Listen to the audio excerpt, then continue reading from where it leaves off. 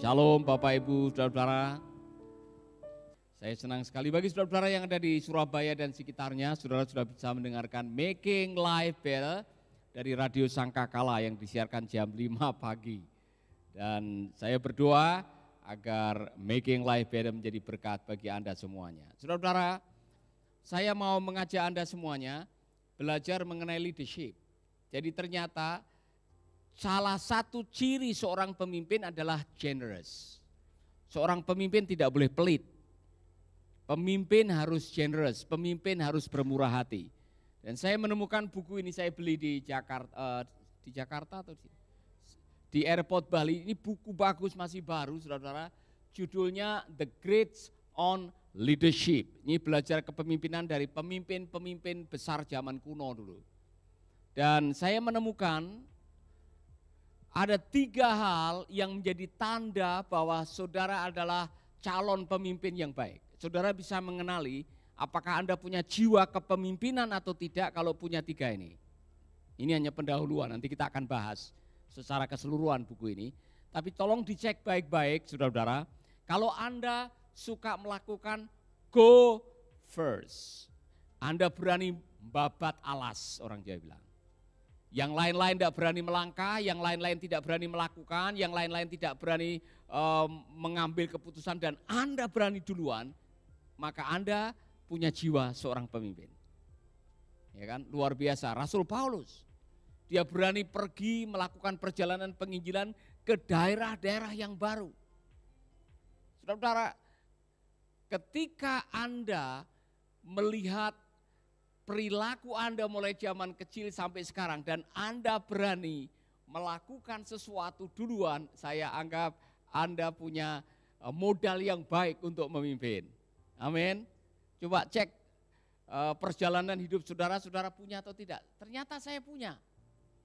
Dengan modal gitar, saya bisa berani memulai grup dangdut di kampung saya, saudara-saudara. Setelah saya melihat kok saya berani sekali dengan modal 3 kunci D, A sama G, semua lagu dangdut jatuh di kunci itu saudara. Saya berani melakukan itu, saya berani membuat terobosan-terobosan dalam hidup dan diikuti oleh teman-teman saya. Ya kan? Saudara-saudara luar biasa. Yang kedua, trait yang kedua, perilaku yang kedua yang menandakan bahwa Anda punya jiwa seorang pemimpin adalah create hope. Seorang pemimpin adalah seorang yang bisa menciptakan harapan. Marilah kamu semua datang kepadaku, aku akan memberikan kelegaan kepadamu. Itu Yesus memberikan harapan. Akulah jalan, kebenaran dan hidup. Kalau kamu minum air yang aku berikan kepadamu, kamu tidak akan haus lagi. Seorang pemimpin adalah seorang yang bisa menciptakan harapan. Create hope. Kalau saudara justru menciptakan ketakutan, menciptakan keraguan, baru dikasih tugas, belum apa-apa, nanti kalau saya mati di tengah jalan bagaimana Pak? Nanti kalau saya mendapatkan perlawanan bagaimana? Nanti kalau orang tidak suka dengan saya bagaimana? Kalau baru disuruh, belum sampai di tempat, belum melakukan apa-apa, pikirannya hanya negatif, dan rasa takut. Pengikut saudara juga akan takut. Jadi seorang pemimpin harus punya create hope. Yang ketiga, ini contoh, memberdayakan orang. Kalau saudara punya kerinduan untuk menolong orang maju, ini tanda yang bagus saudara. Tapi kalau saudara selalu menekan orang, memperalat orang, saudara tidak berani memberdayakan orang-orang yang ada di bawah saudara, saudara bukan seorang pemimpin, saudara adalah seorang bos. Itu bedanya di situ. Nah, saudara, saya tidak membahas itu sekarang, tapi ini buku menarik sekali karena ada pelajaran-pelajaran yang saya tidak temukan dalam buku-buku kepemimpinan yang lain. Contohnya, ada 5 character traits of effective leaders. Anda bisa menjadi efektif atau tidak menjadi seorang pemimpin dilihat dari 5 ini. Ada enggak? Courage, integrity, resilience, generosity, concern. Apa itu? Berani mengambil risiko, berani memulai. Amin, Pak Samuel. Berani mengambil risiko, apapun juga. Seorang pemimpin harus berani mengambil risiko. Integrity, kejujuran, ketulusan, resilience, tahan banting. Seorang pemimpin harus tahan banting. Semua bilang tahan banting. Yang keempat, murah hati. Yang kelima, kehangatan dalam hubungan. Orang yang kaku dalam hubungan tidak bakalan bisa menjadi seorang pemimpin yang baik. Anda harus punya kehangatan di dalam kepemimpinan. Nah, sekarang saya memadukan apa yang di sini dengan apa yang baru saya pelajari, yaitu kolesterol. Saya berkhotbah mengenai kolesterol, ya kan? Yang menyumbat kemajuan seorang pemimpin. Saudara tahu kolesterol? Pernah cek kolesterol? Itu adalah lemak. Lemak dalam darah yang kalau itu terlalu kental atau terlalu banyak bisa memblokir peredaran darah, dan kalau itu ada di otak, saudara kena stroke namanya. Ya kan? Dan kalau sudah kena stroke, waduh, saudara-saudara, saudara akan menghadapi kesulitan dalam hidup ini. Bisa lumpuh, bisa mati. Dan apa yang diajarkan oleh Pak Rick Warren adalah sebuah pelajaran yang saya pikir kita semua layak untuk mendengarkan, yang namanya spiritual kolesterol. Kolesterol rohani yang bisa menghambat saudara maju dalam pekerjaan Tuhan, maju dalam usaha, maju dalam karir, maju dalam bidang apapun juga. 5 hal ini harus Anda waspadai kalau itu ada. Number 1, nomor 1, rasa kecewa. Saudara-saudara, ketika Anda memiliki rasa kecewa, apa yang terjadi? Kecewa tambah kecewa tambah kecewa sama dengan putus asa. Hati yang kecewa itu bisa melumpuhkan tulang. Hati yang kecewa bisa meremukkan tulang. Dan saya mau mengatakan dalam hidup ini, Anda harus punya skill untuk bisa mengelola emosi Anda supaya bisa menghadapi rasa kecewa. Dalam kepemimpinan tidak semua yang Anda inginkan, tidak semua yang Anda targetkan, tidak semua yang sudah Anda perbincangkan akan terlaksana. Udah disepakati, udah deal, udah tanda tangan, di lapangan berbeda, itu bisa terjadi. Iya kan?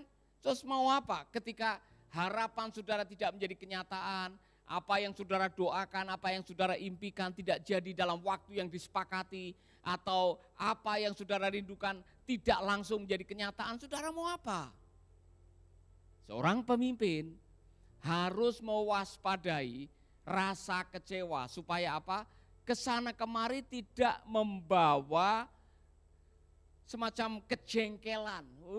Kalau saya tahu saya begitu, saya tidak akan pernah menggunakan orang itu. Aku tidak pernah saya membuat kesepakatan dengan orang itu. Saudara-saudara, santai saja. Segala perkara Tuhan turut bekerja sama untuk mendatangkan kebaikan. Amin. Haleluya. Saudara yang mengembalakan sidang, tidak semua yang ketawa di depan Anda itu dengan senyum dan mengatakan, Pak, saya diberkati di rumah melakukan yang sama. Tidak semuanya.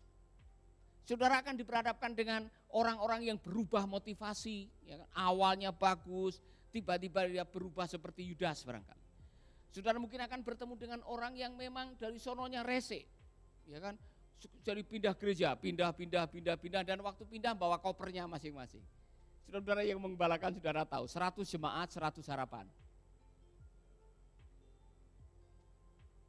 Yang mengembalakan tahu ya. Waspadai ini. Jangan sampai gara-gara tidak ingin mengecewakan orang, kemudian Anda sendiri sibuk berusaha memenuhi harapan mereka sampai Anda lupa mengurus harapanmu pada Tuhan. Saya belajar dalam kepemimpinan, saudara.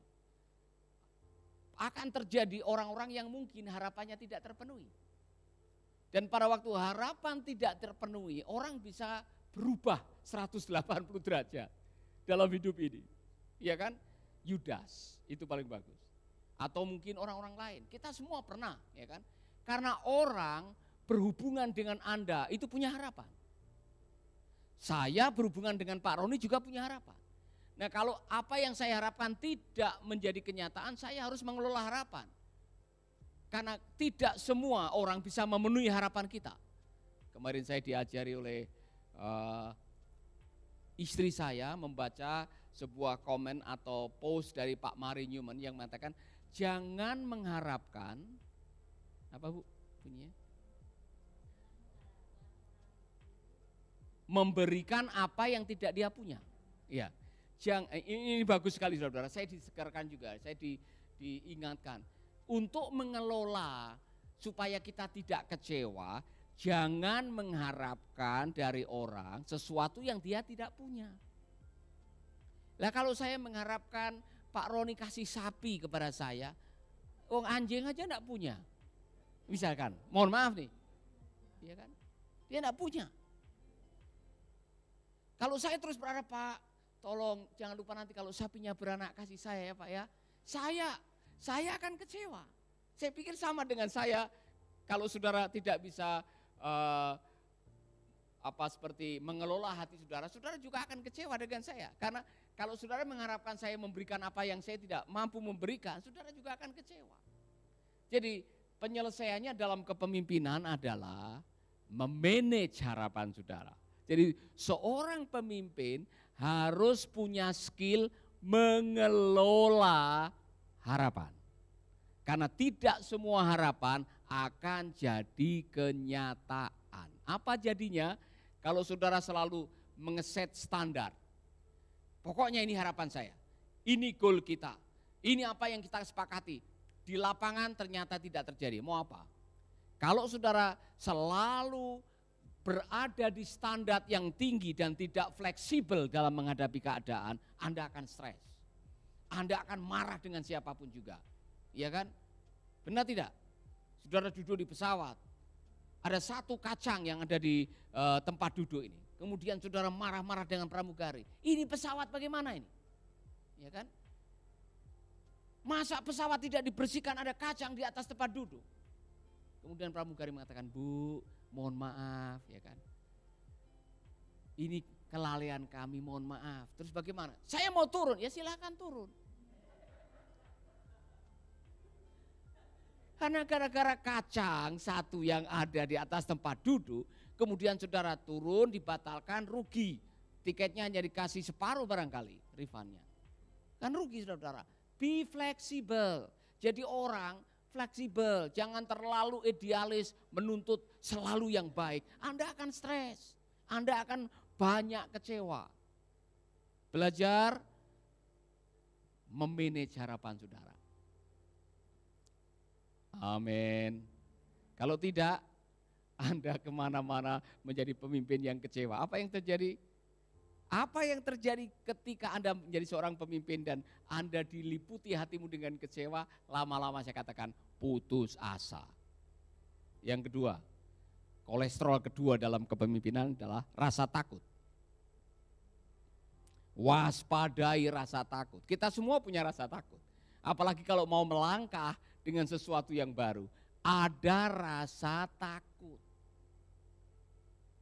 Saudara-saudara, waktu saya mau pindah dari Ambon ke Bali, ada rasa takut. Nah, kalau saudara mengikuti sejarah pelayanan saya, sebelum saya pindah ke Ambon, saya mengajar di Malang. Di sebuah sekolah Alkitab, di mana dulu saya adalah alumninya, dan saya diberkati oleh Tuhan, hampir setiap akhir pekan dan pertengahan minggu ada pelayanan. Jadi secara finansial saya sudah ada di titik aman, zona nyaman. Kemudian saya pergi ke sebuah tempat yang namanya Ambon, sekolah Alkitab Maluku yang sedang dalam keadaan krisis oleh karena misionarinya akan pulang ke Amerika, Bapak almarhum, Bapak Antoni Sorbo. Dan dewan atau pemimpin Departemen Pendidikan sudah mengatakan, Paulus, sekolah tidak ada duit, jadi kamu tidak dibayar. Nah, banyak yang tidak tahu saudara, bahwa saya tidak dibayar. Jadi ketika saya minta waktu 3 bulan untuk berdoa, salah satu ketakutan saya adalah nanti anak saya makan apa? Nanti bagaimana masa depan mereka? Bagaimana menjalankan sekolah Alkitab di mana duitnya sudah hampir tidak ada? Tetapi karena saya mau belajar kepemimpinan, saya berani melangkah. Dan ternyata waktu saya melangkah, saya sedang lihat saya punya nyali. Jadi kadang-kadang saudara harus mengambil satu tindakan yang akan menolong saudara untuk lihat kemampuan saudara sendiri. Seorang pemimpin tidak boleh takut. Sebab kalau Anda takut, Anda tidak akan berani babat alas tadi. Go first. Amin. Haleluya. Katakan kepada teman saudara, jangan takut. Nah, ada 3 pelayan yang ditinggali modal oleh tuannya waktu tuannya mau pergi ke luar negeri. Ada yang 5 talenta, ada yang 4 talenta atau 2 talenta, ada yang 1 talenta. Yang lain-lain, yang 2 sebelumnya ketika hambanya pulang bisa mempertanggungjawabkan karena usahanya berhasil dia bisa menggandakan modalnya. Tetapi ada 1 yang mengubur modalnya, talentanya. Alasan utamanya kalau saudara membaca, takut. Saya takut. Dan Tuhan mengatakan atau di dalam ilustrasi, hamba yang jahat. Saudara-saudara, mumpung Anda masih muda, eksplorasi karunia dan potensi Anda. Saya mendengar bahwa rata-rata manusia hanya menggunakan 10% dari kapasitas potensinya.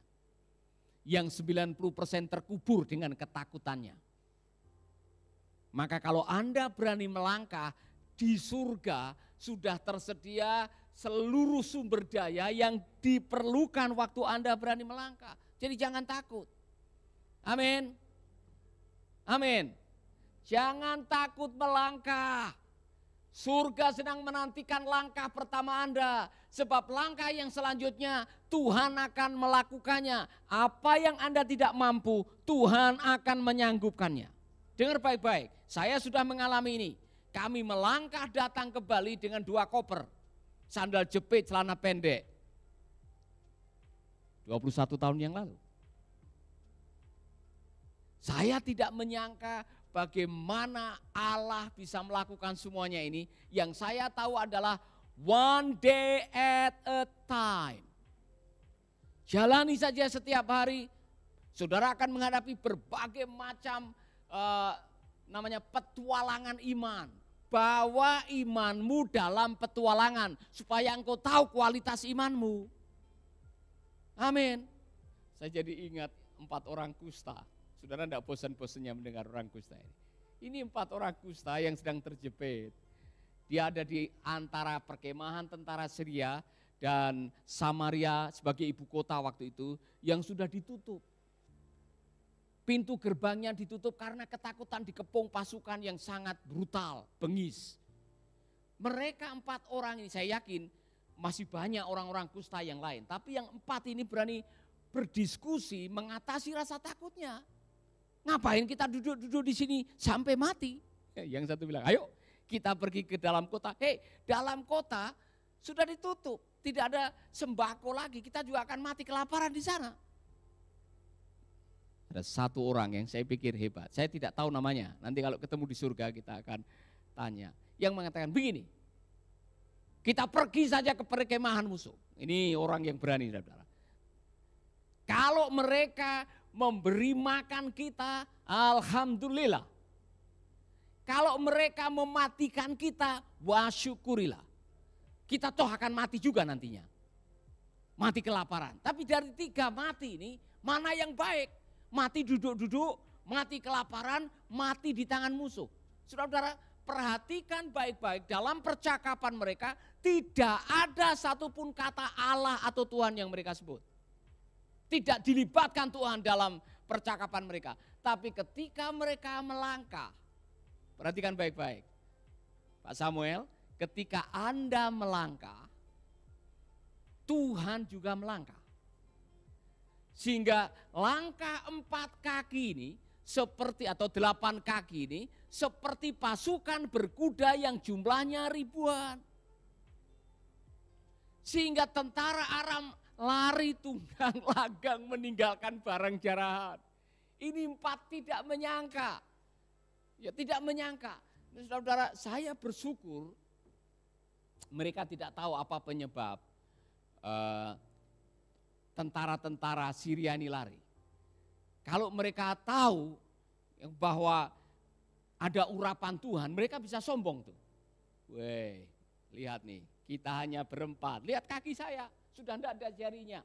Ya kan? Tapi kalian semua bisa lari dari saya, mereka bisa sombong. Untung aja mereka tidak tahu. Sampai hari ini mereka tidak tahu bahwa Tuhan yang membesarkan volume mereka.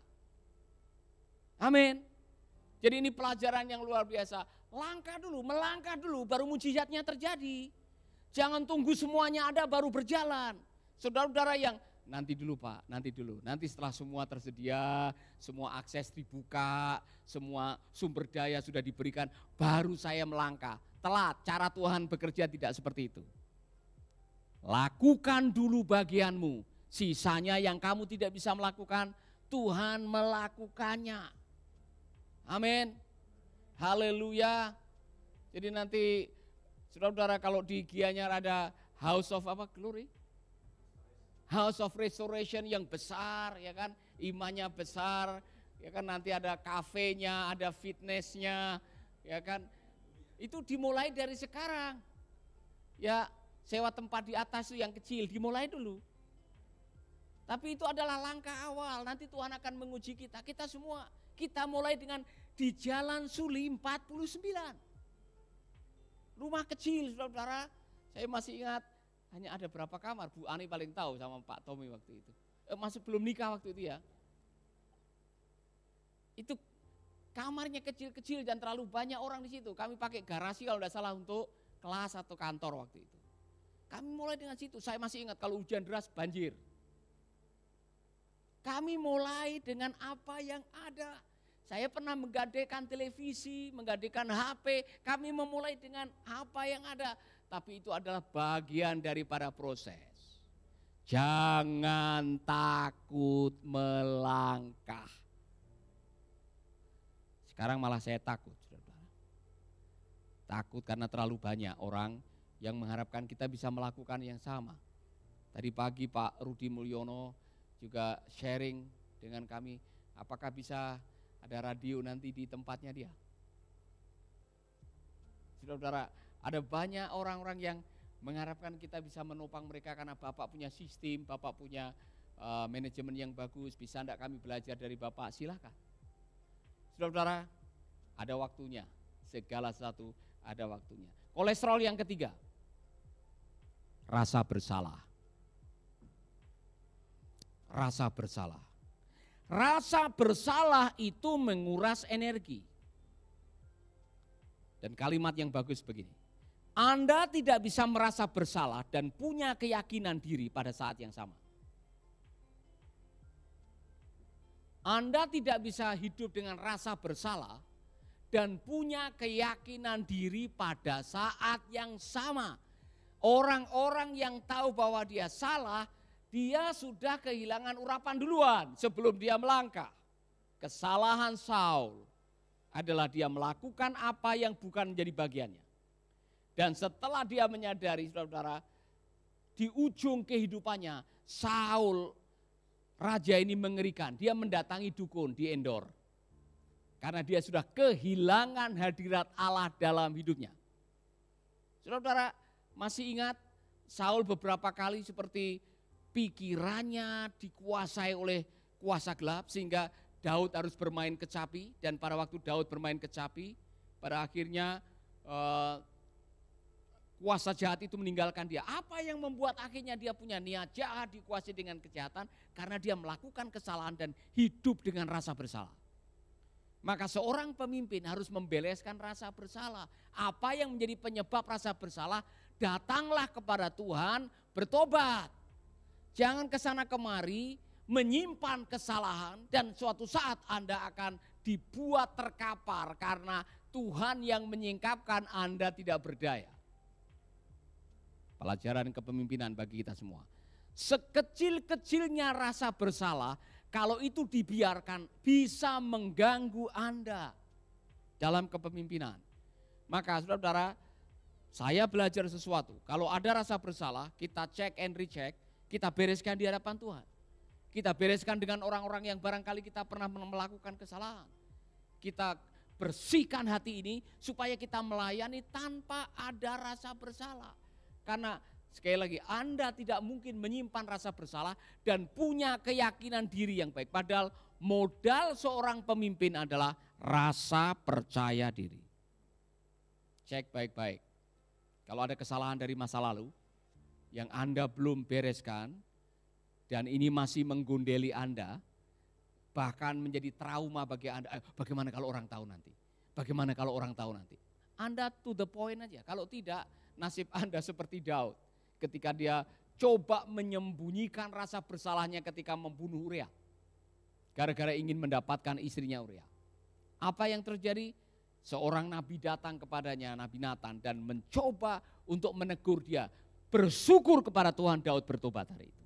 Kalau tidak, dia akan mengakhiri hidupnya dengan tidak baik. Saudara-saudara, saya sudah mendengar, saya sudah membaca pemimpin-pemimpin yang menyimpan kesalahan disembunyikan. Pada waktunya Tuhan akan singkapkan. Lambat atau cepat Tuhan akan singkapkan. Dan kalau Tuhan yang menyingkapkan, habis riwayat Anda. Maka lebih baik Anda yang mengakui cepat-cepat, mengakui kesalahan. Tidak ada salahnya kita mengakui kesalahan, justru itu akan memurnikan hati kita. Amin. Haleluya. Yang keempat ini serius saudara. Kolesterol keempat yang bisa menyumbat Anda untuk tidak menjadi maksimal adalah kepahitan. Bitterness. Menurut apa yang saya dengar katanya, tolong perhatikan baik-baik Anda yang hidup dengan kepahitan. Kepahitan, bitterness is worse than cancer. Kepahitan itu lebih buruk daripada sel kanker. Nah, orang-orang yang biasanya menyimpan kepahitan adalah orang-orang yang stick with the past. Adalah orang-orang yang masih terlalu sering lengket dengan masa lalunya. Kekecewaan masa lalu, kegagalan masa lalu, bullying perlakuan di masa lalu. Dibayangkan seperti ini, apa yang terjadi? Pak Rudi adalah orang yang punya pengalaman nyetir berbagai-bagai mobil. Apa yang terjadi kalau Pak Rudi waktu nyetir tidak melihat kaca depan tapi selalu melihat kaca spion? Nabrak. Apa yang terjadi ketika Anda selalu mengingat-ingat masa lalu, mengingat kegagalan, mengingat kepahitan, mengingat permasalahan yang belum diselesaikan, apa yang terjadi? Crash. Anda tidak akan bisa menuju ke masa depan. Kalau Anda adalah seorang pemimpin, belajarlah dari Raja Saul lagi. Yang hidupnya habis untuk mengejar-ngejar orang yang dianggap sebagai ancaman dalam hidupnya, yaitu Daud. Hidup ini sekali. Kita tidak akan ke masa lalu, ngapain lihat spion? Setahu saya hanya lihat spion, itu kalau mundur. Kadang-kadang juga saya lihat sendiri begini. Jarang saya lihat spion, saudara. Saya selalu maju ke depan. Kalau istri saya ada di samping saya, dia sudah bisa menjadi spion buat saya. Dia bisa memberikan awasan buat saya. Maksudnya begini, dalam perjalanan hidup jangan terlalu sering menengok ke belakang. Belajarlah seperti Rasul Paulus, aku telah melupakan apa yang ada di belakangku. Belajarlah mengampuni masa lalu. Belajarlah berdamai dengan kegagalan saudara. Belajarlah untuk melupakan kalau bisa. Supaya Anda bisa maju ke depan.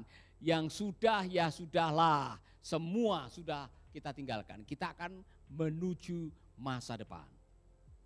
Terakhir. Saudara tidak menyangka. Kolesterol kelima yang bisa menjadi penghambat saudara maju dalam kepemimpinan dan pelayanan dalam dunia usaha dan sebagainya adalah penolakan. rasa tertolak.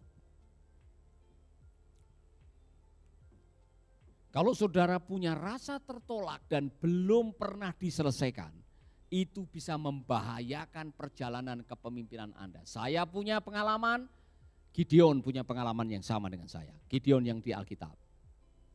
Karena dia dari keturunan yang terkecil atau dari suku yang terkecil, saudara-saudara dalam keadaan ketakutan, pada waktu Tuhan mengatakan, hai pahlawan yang gagah perkasa, dia tidak mau mengaku ini. Kami dari keturunan yang terkecil atau dari suku yang terkecil, mana katanya Tuhan menolong kami, faktanya kami diizinkan menghadapi sejarah hidup yang seperti ini. Waspadai ketika Anda tidak bisa menyelesaikan rasa tertolak, Anda bisa-bisa tidak bisa menjadi maksimal dalam hidup saudara. Rasa tertolak bisa membuat self-image Anda rusak. Dan orang yang rusak self-image-nya akan sulit untuk menjadi seorang pemimpin. Karena nanti akan terjadi leadership abuse. Penyalahgunaan kekuasaan itu bisa terjadi karena Anda belum bisa menyelesaikan shadow masa lalu saudara. Rasa tertolak yang tidak dibereskan bisa menjadi pengganjal kepemimpinan yang efektif dalam hidup saudara. Luar biasa.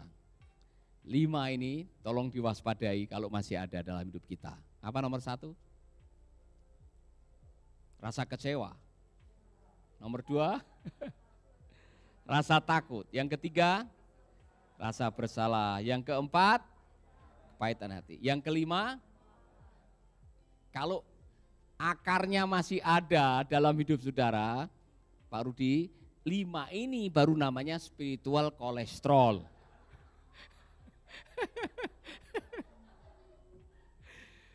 Jadi saudara-saudara, kalau saudara mengalami hal-hal yang buruk dalam hidup saudara di masa lalu, izinkanlah Tuhan menggunakan masa lalu saudara bukan untuk menjadi pengganjal masa depan, tapi menjadi bekal untuk saudara menghadapi masa depan. Karena tidak ada sesuatu yang terjadi tanpa seizin Tuhan.